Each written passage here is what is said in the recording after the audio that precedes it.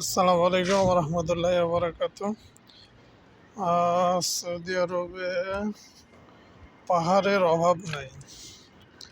আমি থাকি মক্কাতে। মক্কার চারপাশে পাহাড়, চারপাশ পাহাড়। এই যে আমার পিছনে দেখছেন, পিছনে পিছনে পাহাড়, আবার এই যে এই বিল্ডিংয়ের পিছনে পাহাড় আছে দেখেন।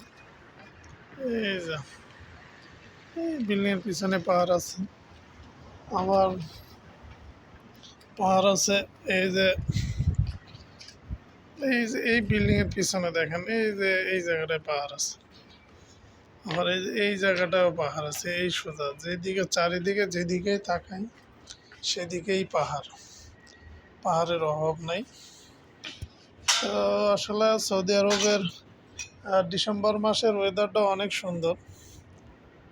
না ঠান্ডা না গরম, ওয়েদার অনেক সুন্দর। আবার সৌদি আরবে অন্য জায়গায় অনেক ঠান্ডা, প্রচুর পরিমাণ ঠান্ডা, এমনকি বরফও পড়ে।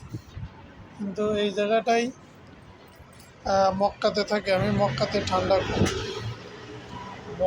ঠান্ডা কম। যেমন আমি এখন বাজে মনে হয় 10টা, এখানে ঠান্ডা আছে কিন্তু অতটা ঠান্ডা নাই, ঠান্ডা আছে। যেমন এই ওয়েদারটা আমার কাছে খুবই ভালো লাগছে, না শীত আবার গরমও নাই, শীত আছে, হালকা পাতলা শীত আছে, সব মিলায় ভালো আর কি।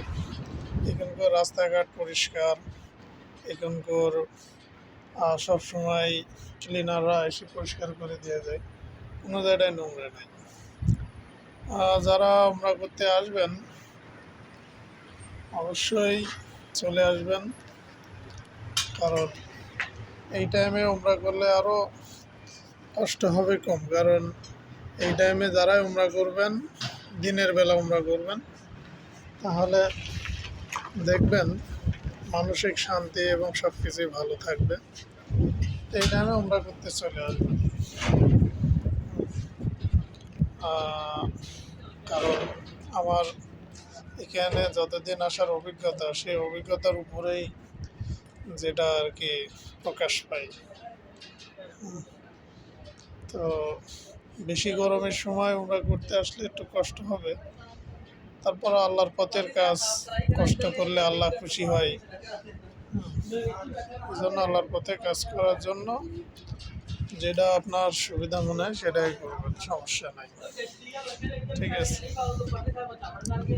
তো ঠিক আছে, সবাই ভালো থাকুন ইনশাল্লাহ। আবার পরবর্তী ভিডিওতে দেখা হবে। আসসালামু আলাইকুম রহমতুল্লাহ।